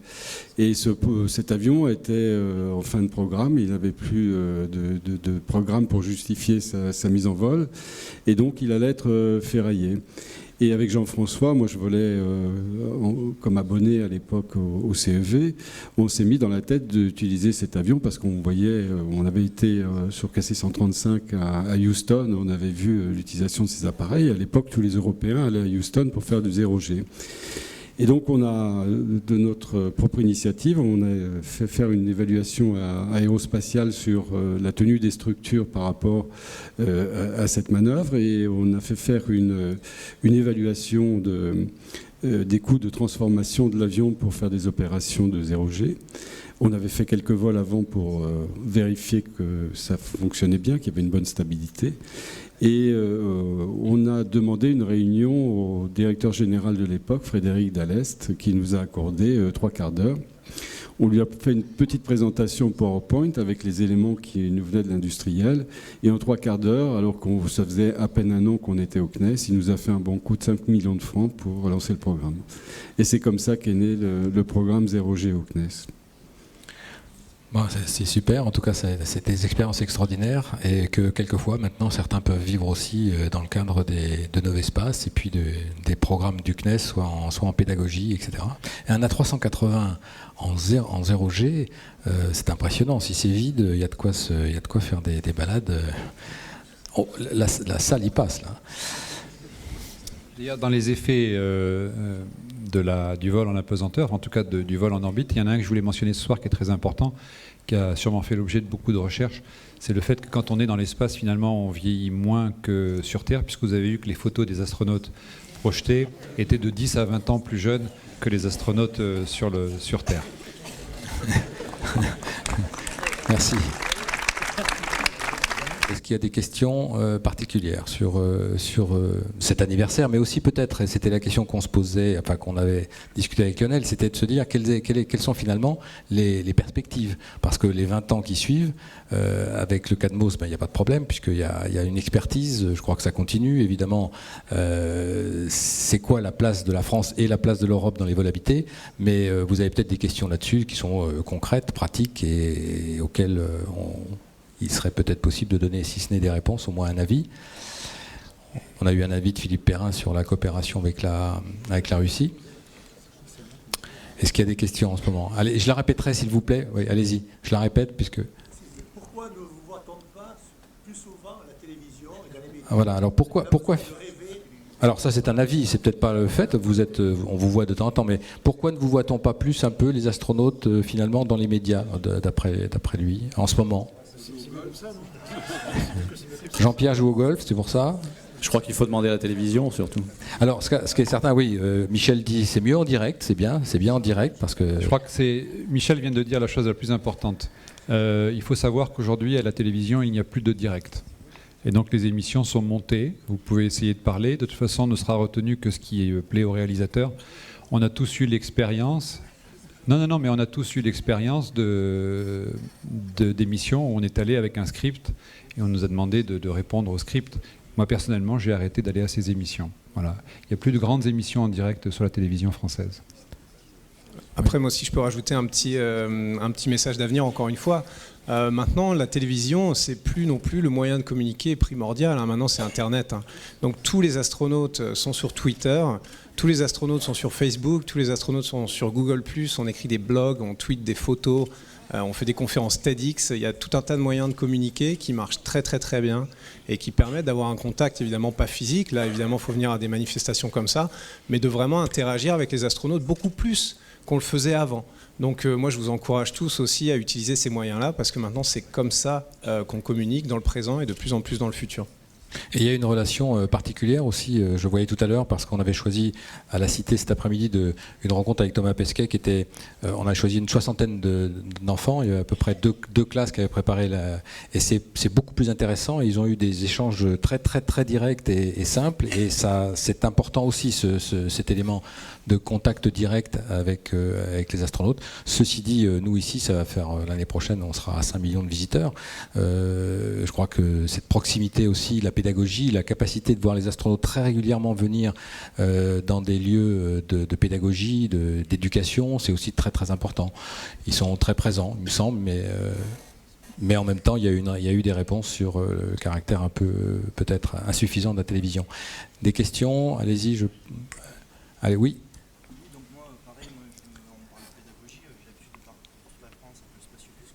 Le spatiobus du CNES qui circule, oui, voilà, avec Planète Science.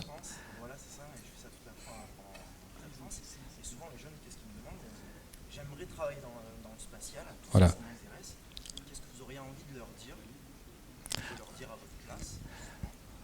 Alors qu'est-ce qu'on dit finalement, oui, quand on est en relation avec beaucoup de jeunes et qu'on parle souvent d'espace, d'ailleurs c'est vrai, peut-être quel est le bon message qui fait que, soit un astronaute d'ailleurs, soit ceux qui les représentent un petit peu quand on parle de l'espace, notamment des vols habités, pas que, c'est quoi les messages qu'on peut dire? Est-ce que c'est vrai que des jeunes qui en ce moment, je pense à ça, ce qui s'est passé tout à l'heure, est-ce que finalement il y a des perspectives quand même d'être astronaute? Oui, sans doute, mais elles sont faibles. Mais comment on en parle finalement au niveau du public? Peut-être Claudie, peut-être qui est un peu dans la situation de pédagogie. Alors, de façon assez générale, et je voulais redire ce que tu disais tout à l'heure, la Cité de l'Espace. J'en suis la marraine, alors je le dis encore avec beaucoup plus de conviction et de plaisir. C'est vrai que c'est un lieu assez exceptionnel pour organiser ces rencontres avec les astronautes. J'ai eu l'occasion de venir pour un congrès de petits scientifiques il n'y a pas très longtemps, et je sais que beaucoup des amis autour de la table sont là souvent, et merci à la Cité de l'Espace de porter ces sujets-là comme ça. Moi, ce que je voudrais dire, c'est qu'on a la diversité ce soir d'avoir des ingénieurs, d'avoir des chercheurs, d'avoir des astronautes, bien sûr, d'avoir des managers d'équipe. Et on a tous, je crois, on partage tous cette passion avec ces milieux de l'espace, et les milieux de l'aéronautique aussi, tu les as cités, mais les milieux de l'espace pour nous. Et que ces métiers-là de la recherche, de l'ingénierie, de la technique, dans ces domaines, sont des métiers pleins de passion, pleins d'enthousiasme. Et je ne peux qu'encourager les jeunes garçons et les jeunes filles. Je le dis souvent, parce que c'est vrai que dans ces métiers plus techniques, il y a souvent un manque de confiance des jeunes filles de pouvoir prendre ces métiers à cœur. Ce sont vraiment des métiers à la fois de magnifiques aventures scientifiques et techniques, et dans tous les cas d'aventures humaines. Et je crois que c'est ce qu'on partage là, ce plaisir. Je crois que ça s'est vu dans la façon dont on parle, dont on échange. Il se passe quelque chose autour d'une humanité qui continue à explorer. Alors je vais un petit peu plus loin que les 20 ans à venir, mais j'espère que ça va se poursuivre. Alors il y a 1000 façons de les attirer vers ces carrières de la science, de la technique, ces compréhensions des phénomènes. Les bus, les spatiobus qui vont au-devant d'enfants qui ne viendraient pas jusqu'à des lieux comme les centres de sciences, c'est formidable aussi. Il y a plein d'associations, le CNES est très proche par exemple de Planète Science aussi, avec qui on fait beaucoup de choses. Voilà, tous ces moyens-là, il faut les utiliser pour déclencher la curiosité, l'envie de comprendre, et puis pourquoi pas des vocations vers ces superbes métiers qu'on a eu la chance et qu'on a la chance de vivre.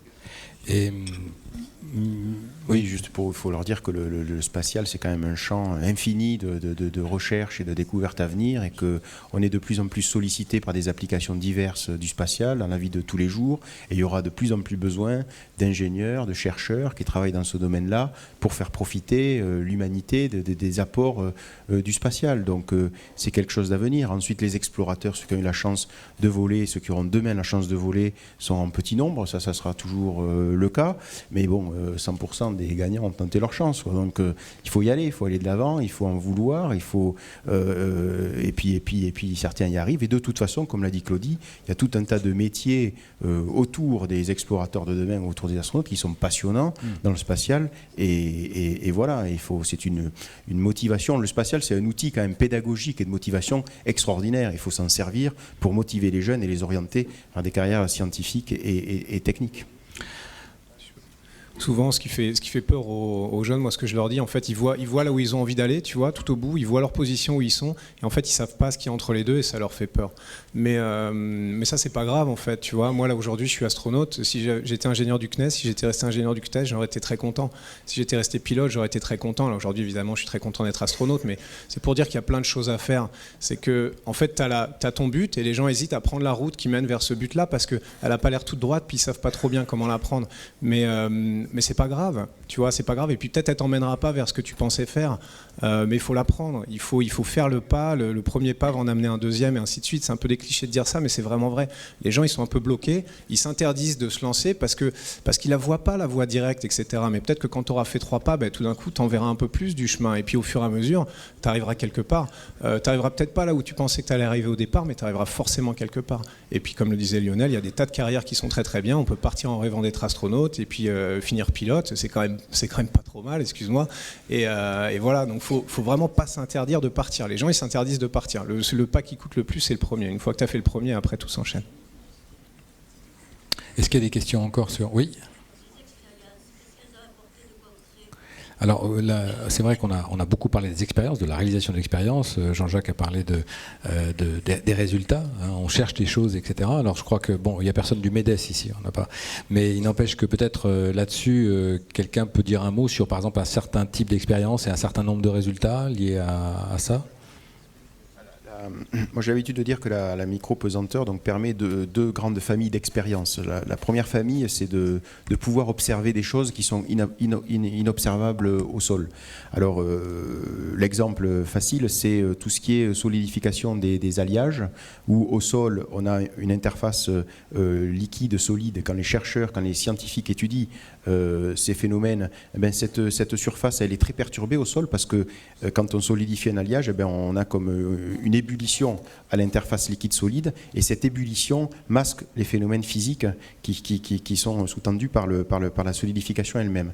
Et donc ça c'est lié à la gravité au sol parce que le chaud monte, le froid descend et donc on a cette ébullition. Si on se place dans l'espace, l'interface devient très calme, très pure et donc les scientifiques peuvent observer des choses qu'on ne peut pas observer au sol. Donc ça c'est une première famille d'expérimentation qu'on peut faire sur une station spatiale. La deuxième famille d'expériences, deuxième utilisation de la micro-pesanteur, c'est un phénomène très compliqué. Là, par exemple, l'exemple, ça serait la différenciation cellulaire. Quand un ovule est fécondé, il devient un œuf, une cellule, puis 2, puis 4, puis 8, etc.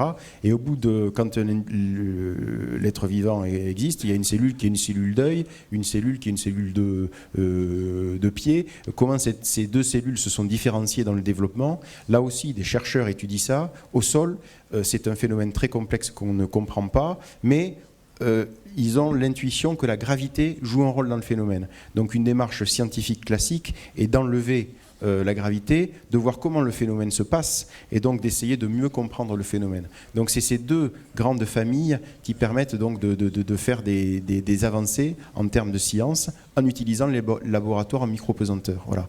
Et alors de concret, on va parler de concret, c'est vrai que c'est de la recherche fondamentale. À un moment donné, il y a eu des annonces sur des grandes usines qui pouvaient se faire dans l'espace sur des alliages ultra purs, etc. Ça c'était pas vrai, c'était de la fantaisie. Par contre, de la vraie recherche et de la recherche sérieuse, on a eu cet après-midi, dans le cadre de l'anniversaire du CADMOS, des présentations de scientifiques, notamment en physique des matériaux, sur les fluides autour de leur point critique. Daniel Bessens doit être encore parmi nous. C'est des gens qui ont eu des prix de premier niveau sur des études qu'ils ont pu faire grâce à l'espace, parce qu'un fluide supercritique, on ne peut pas l'observer au sol, parce qu'il s'écrase sous son propre poids. Et donc, si on veut l'observer tout court, il faut se mettre dans l'espace pour pouvoir observer les caractéristiques d'un fluide. Et donc on apprend plein de choses grâce à cet outil qui est la micro-pesanteur. Voilà.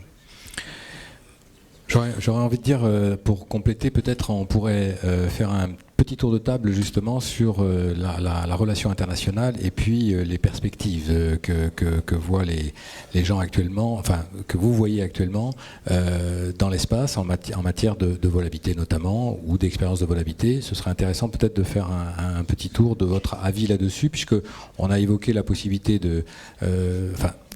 l'hypothèse qu'il fallait travailler avec les Russes et puis il y avait une grosse difficulté avec les Américains. En même temps, en ce moment, on a l'impression que le vol habité, c'est quand même quelque chose de très international. Il y a des raisons d'y aller qui sont des défis, qui sont des choses qui dépassent le simple besoin d'avoir un résultat concret. Il y a l'exploration. Donc peut-être qu'un petit mot sur de votre point de vue, ce serait intéressant chacun sur le vol habité en général, puisqu'il est très lié à vous bien sûr directement, mais au CADMOS aussi. Thomas, peut-être on peut faire un tour complet.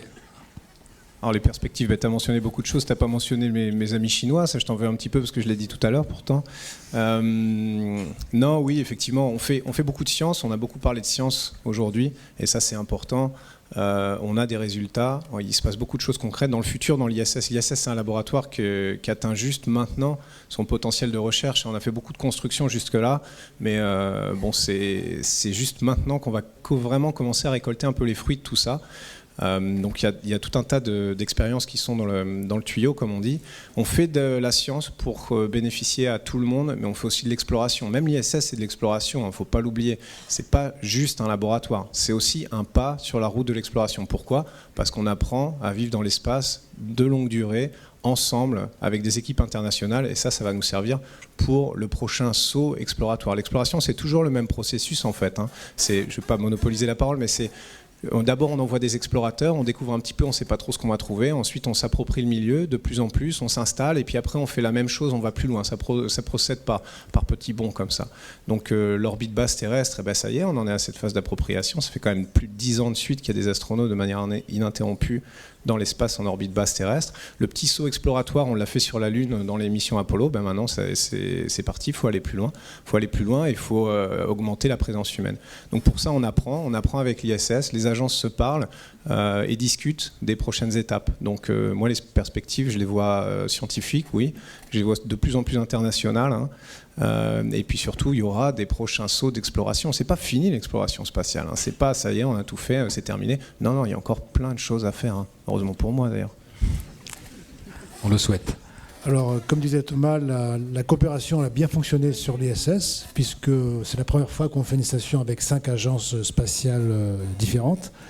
L'étape supérieure, c'est la Lune, ou bien c'est Mars, ou bien un astéroïde, ou les points de Lagrange. Donc c'est ce que l'on voit dans différentes documentations. Et les agences spatiales aujourd'hui ne sont pas vraiment sûres de quelle sera la destination future. Moi personnellement, et c'est mon avis, vraiment mon avis, je pense qu'on ira travailler vers un astéroïde, parce que ce qui s'est passé en Sibérie cette année, c'est un phénomène qui peut arriver encore de façon très importante. Et il faudra aller dévier, par exemple, un astéroïde qui va être en collision avec la Terre. C'est un scénario catastrophe de cinéma, mais les scénarios de films sont souvent des scénarios qu'on a vus en application réelle.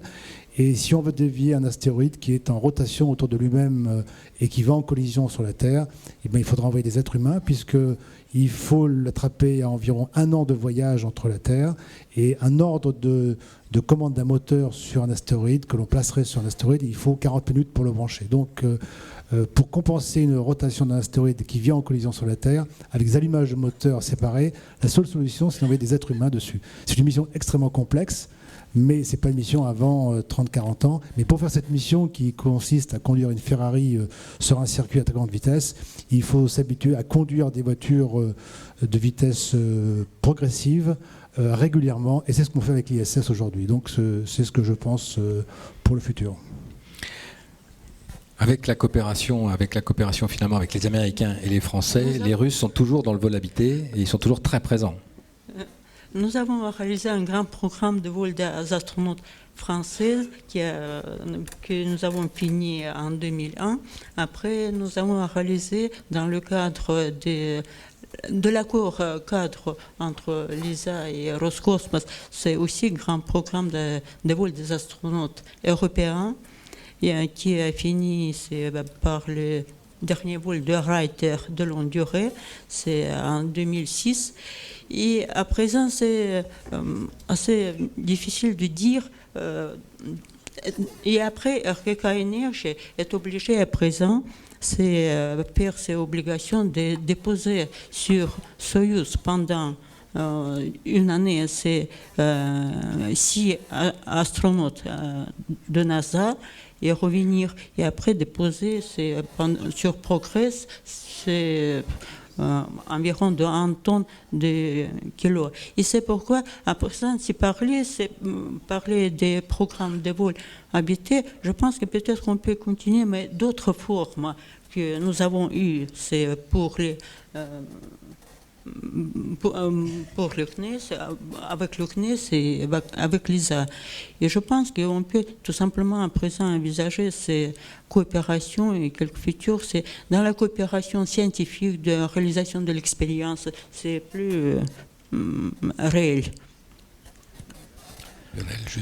Oui, ben la suite, c'est l'exploration. Je suis d'accord avec Thomas. L'ISS, ça se passe déjà dans le cadre de l'exploration. Il faut que ça serve de test à des systèmes qui nous serviront plus tard pour faire de l'exploration.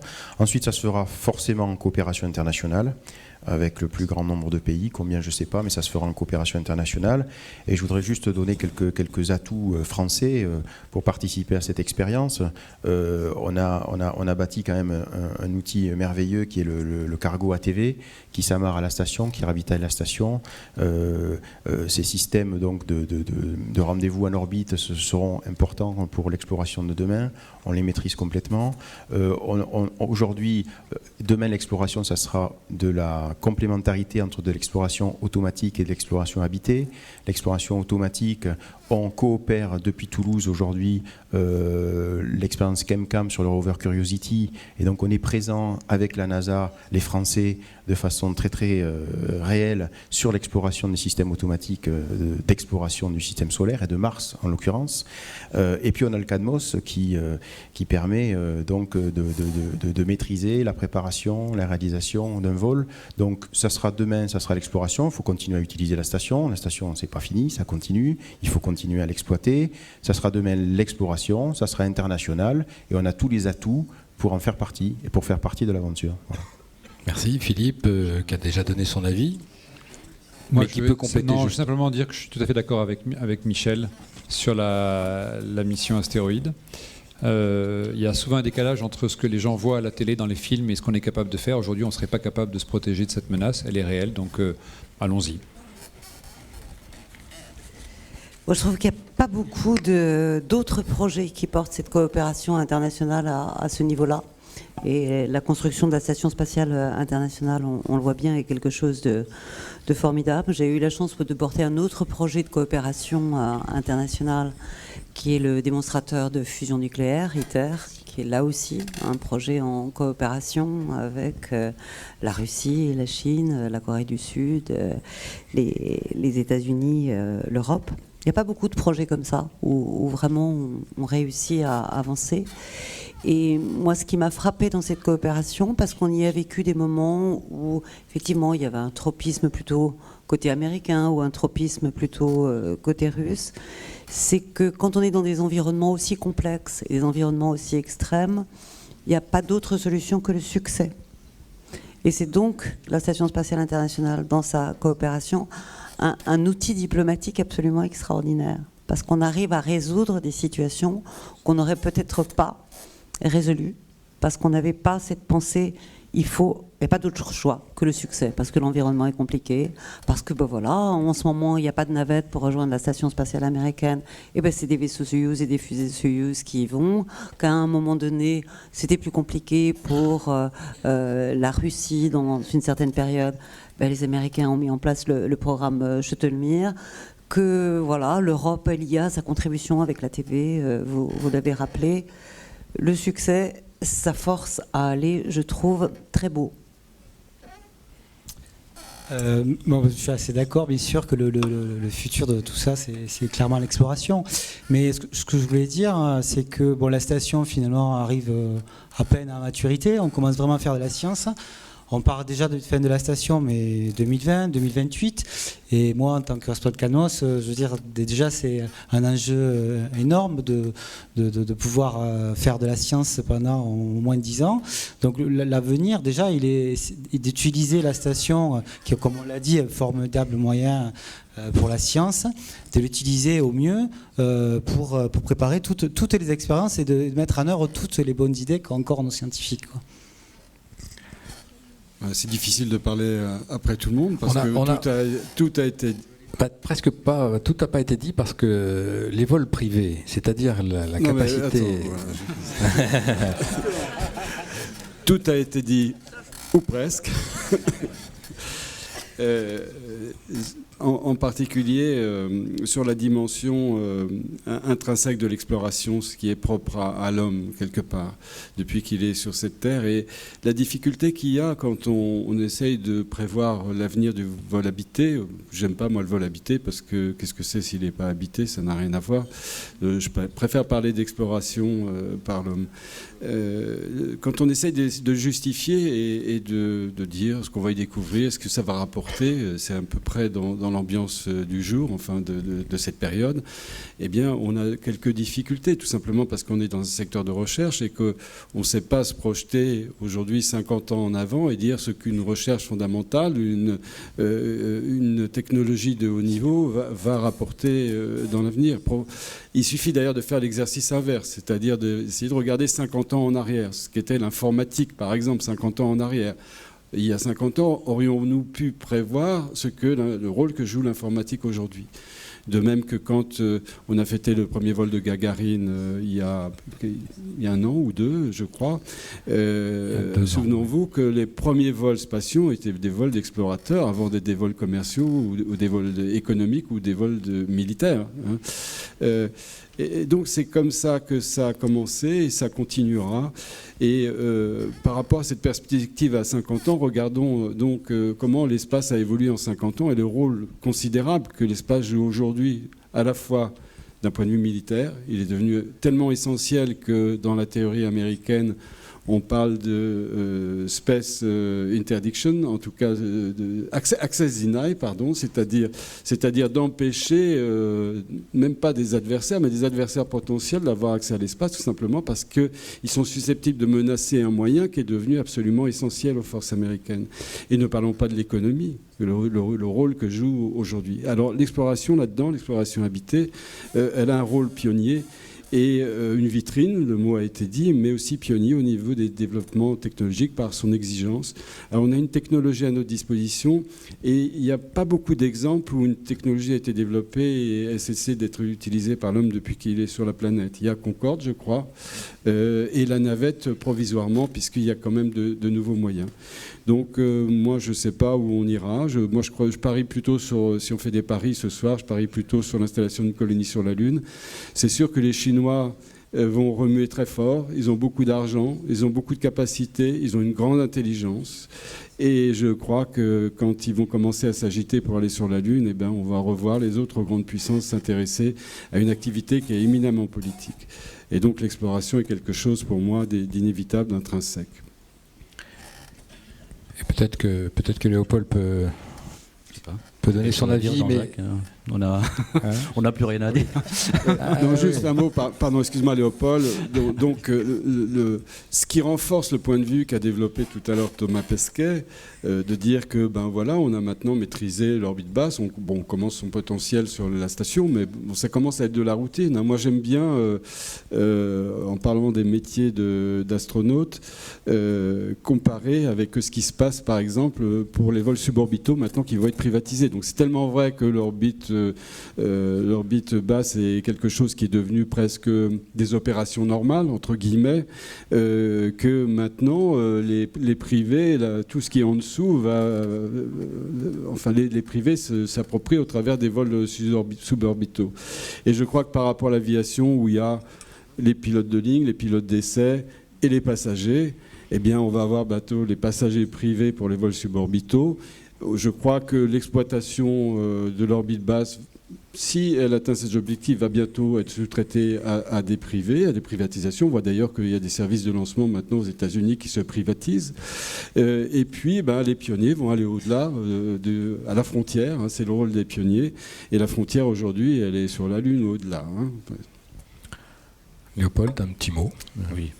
Je crois qu'il y a deux choses qui sont importantes pour l'avenir des vols habités. D'abord, c'est l'argent, bien sûr, les budgets, et puis c'est la volonté politique. Alors, c'est deux choses qui ne sont pas toujours faciles à maîtriser, mais je crois que la coopération, et on l'a démontré dans l'ISS, c'est vraiment ce qui peut assurer la pérennité, parce qu'elle répond à ces deux choses importantes, à la fois en partageant les coûts, et aussi c'est une vitrine aussi pour les hommes politiques, à la fois la coopération internationale, et c'est une garantie aussi que le programme va pouvoir survivre. Je crois que si on était la station internationale, si elle n'avait pas existé dans un cadre international, elle s'appellerait pas comme ça d'ailleurs, elle aurait certainement pas survécu au fil des années, des coups et des décisions politiques, je pense. On y pense quelquefois. Alors, ce qui est important, je pense, c'est quel rôle on veut jouer. Alors, il y a plusieurs partenaires. L'Europe est un partenaire. Je crois qu'on a fait la démonstration quand même qu'on avait des possibilités importantes sur le plan technique. Avec Columbus et aussi avec la TV en particulier, en Europe et en France. Et je crois que la question importante pour moi, c'est quel rôle on pourra jouer en Europe dans l'avenir. Si on veut participer à un programme d'envergure, je crois qu'il faut se positionner en tant que partenaire majeur. Et pour ça, il faut avoir des projets ambitieux, voilà, dans un cadre de coopération. Dernier mot, Jean-Jacques ? Plus en plus dur. Hein. C'était je partage l'essentiel de ce qui vient d'être dit par mes collègues, avec certainement les scientifiques qui parlent à nouveau, je m'en excuse, l'importance en fait pour la science d'une manière générale et ses applications. On parle de la science fondamentale, mais la science fondamentale n'a de sens, bien sûr. A de sens pour la compréhension et pour la satisfaction, je dirais, intellectuelle, mais elle n'a de sens que si elle se prolonge dans des applications derrière. Et on a cité de nombreux exemples, scanner informatique par exemple, qui aujourd'hui ont transformé complètement notre vie. Alors, ça ne fonctionne pas. Si. D'accord.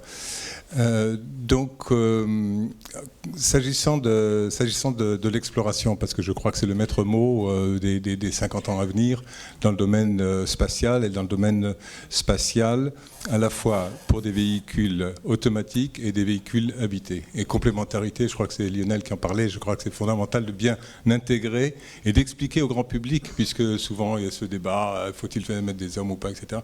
Pour montrer que c'est un tout, hein, et que les deux facettes ont leur importance.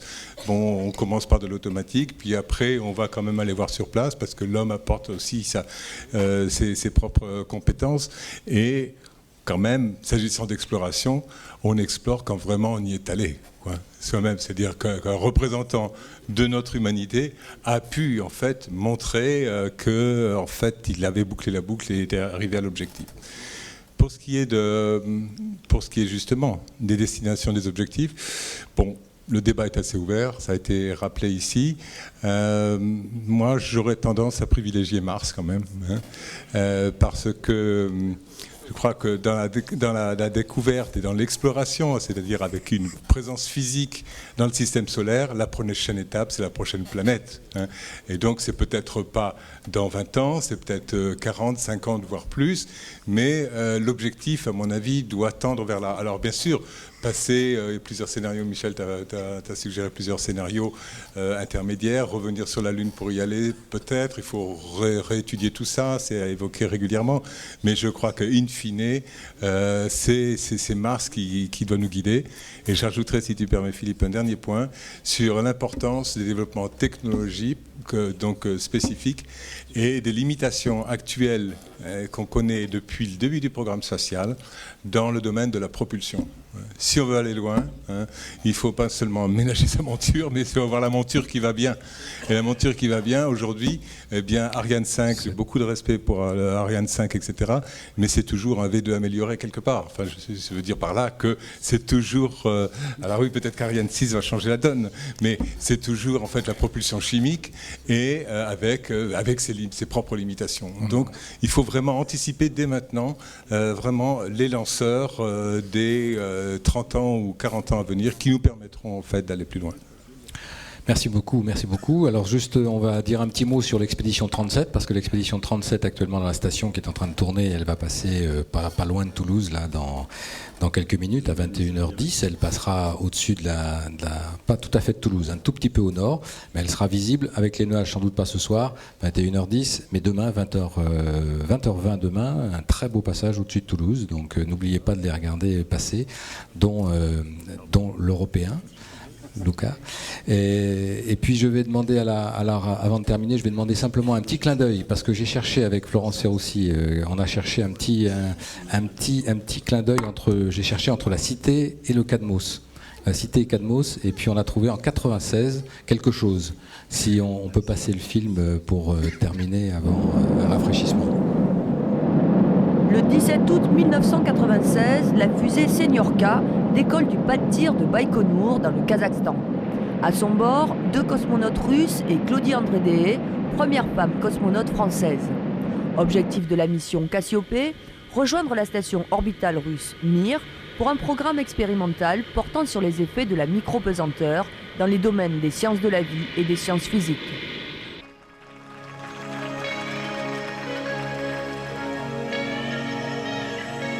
Pour Claudie Andrédée, la mission franco-russe est l'aboutissement d'un long travail de préparation, notamment au CNES de Toulouse et à la Cité des Étoiles de Moscou.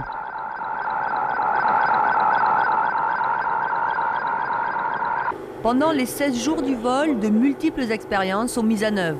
Mais c'est aussi l'occasion de profiter de la splendeur du spectacle qu'offre l'espace aux cosmonautes. C'est 1000 fois plus beau que ce que j'avais pu imaginer et j'ai vraiment beaucoup de chance de participer à une telle mission. J'espère pouvoir convaincre tout le monde de la beauté de ce qu'on fait, de l'utilité de ce qu'on va faire pendant ces 15 jours. Mais c'est vraiment un spectacle et des sensations, des émotions absolument fabuleuses. C'est un vrai rêve que je vis maintenant. Médecin rhumatologue, spécialiste en médecine aéronautique, chercheur, responsable de programme au CNES et cosmonaute, Claudie Andrédée était la marraine idéale pour un équipement tel que la Cité de l'Espace, où l'aventure spatiale est mise à la portée de tous. Et je voulais vous remercier, puisque vous avez accepté d'être la marraine de la Cité de l'Espace qui va ouvrir à Toulouse au printemps prochain. Et je suis très heureuse de pouvoir m'associer à cet événement. Et je crois qu'on a là la possibilité de voir cet espace utile, cet espace scientifique, cette recherche et puis cette composante de rêve et de conquête. Je crois que c'est superbe d'avoir cela à Toulouse. Je crois que c'est tout à fait unique et que vraiment des tas de gens viendront découvrir ici une passion d'apprendre, de découvrir, de regarder, de comprendre.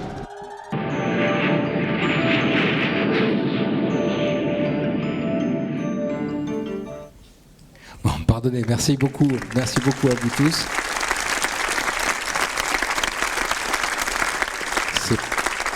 C'est près de bientôt 5 millions de visiteurs qui seront venus ici. Et merci beaucoup, bien sûr, de votre présence à tous. Et merci aussi au CNES de s'associer à nous pour faire partager, bien sûr, à tous vos réseaux, mais aussi au public, des rencontres aussi intéressantes. Merci beaucoup. Et il y a un rafraîchissement. Merci.